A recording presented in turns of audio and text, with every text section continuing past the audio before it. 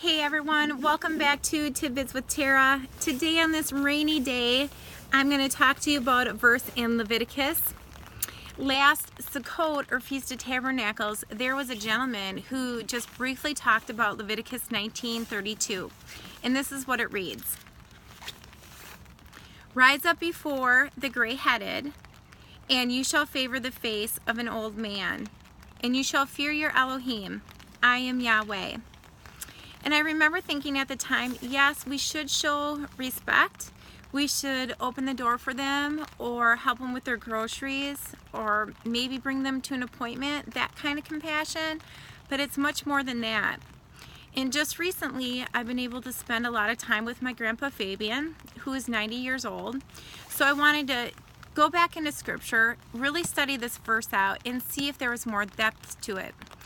Now, my grandpa has had a lifetime of experiences. He's gained a lot of knowledge and wisdom, and some of the choices have been good ones, but some of the decisions he's made has brought him through hardship, which led to better judgment and built on his character.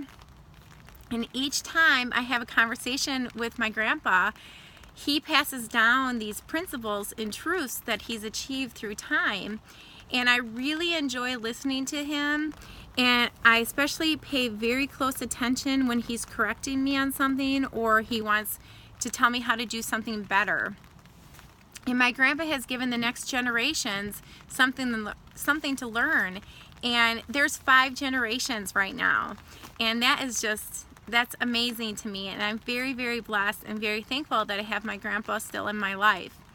Now, in Leviticus, when Yahweh told Moshe to speak to the children of Israel, he was calling them to be holy. He was calling them to be set apart, to live a sacred life. He said, "Be Kodesh, for I am Kodesh."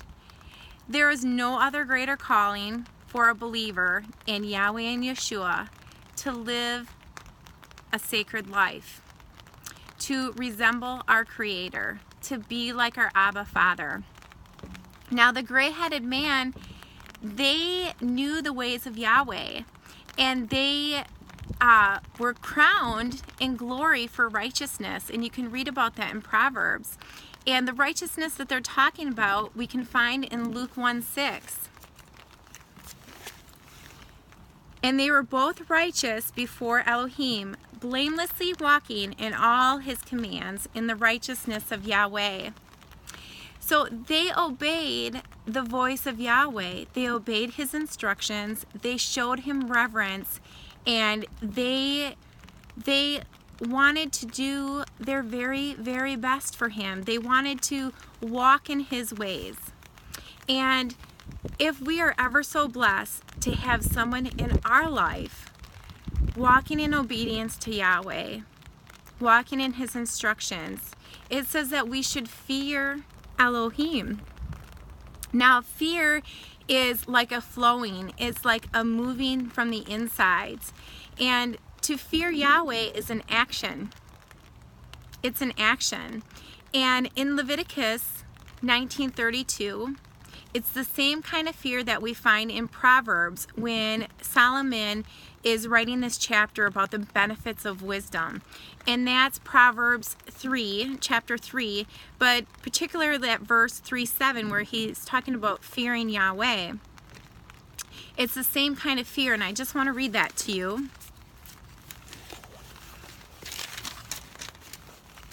I'm going to read the whole chapter because it's so good.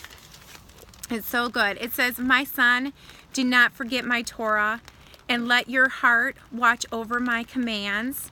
For length are the days, and long life, and peace they add to you. Let not loving commitment and truth forsake you. Bind them around your neck.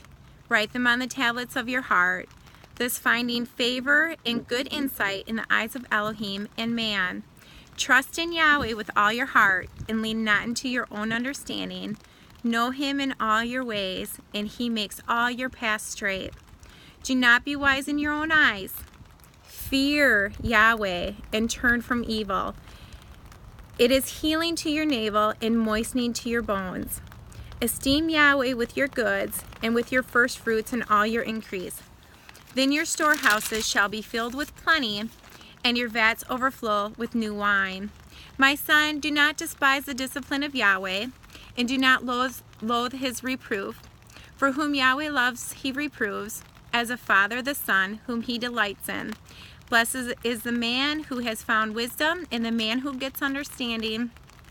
For the gain from it is better than the gain from silver, and its increase than fine gold. She is more precious than rubies, and all your delights are not comparable to her. Length of days in her right hand, riches and esteem in her left hand. Her ways are pleasant ways, all her paths are peace. She is a tree of life to those taking hold of her, and blessed are all those who retain her.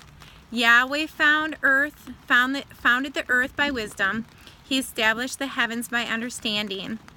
By his knowledge the depths were broken up, and clouds dropped dew down. My son, let them not depart from your eyes. Watch over sound wisdom and discretion. Then they become life to your being and adoring to your neck. Then you would walk safely in your way, and your foot would not stumble.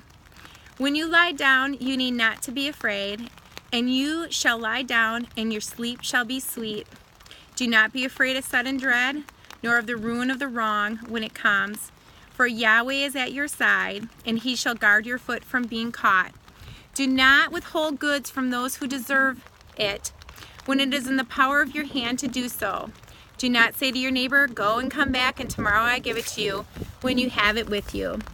Do not plan evil against your neighbor, seeing that he dwells safely beside you. Do not strive with a man without cause. If he has done you no evil, do not envy a cruel man, and choose none of his ways. For the perverse one is an abomination to Yahweh, and his secret counsel is with the straight. The curse of Yahweh is on the house of the wrong, but he blesses the home of the righteous. He certainly scoffs the scoffer, but gives favor to the humble. The wise do inherit esteem, but fools are bearing away shame. So that fear that he is talking about here in Leviticus and in Proverbs is fearing Yahweh. It's in Hebrew, it has 3 letters. It has the Yod, the Resh, and the Aleph. It literally means to throw yourself. Throw yourself. It's an action to throw yourself in the direction of the head, which is Yahweh, who will give you the strength to walk out this faith in fear and trembling. There's 2 things I want you to get from this tidbit.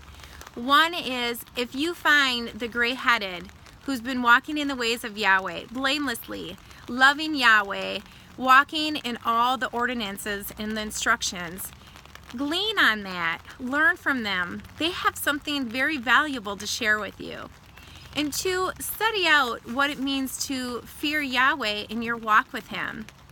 It's a really mighty and powerful and beautiful thing to act out your walk, to literally throw yourself in there in the direction of Yah, who will give you the strength. I'm going to get out of the rain. It's actually pretty wet out here today, but I've enjoyed my time with you. I hope you have too. Until next time, blessings and shalom.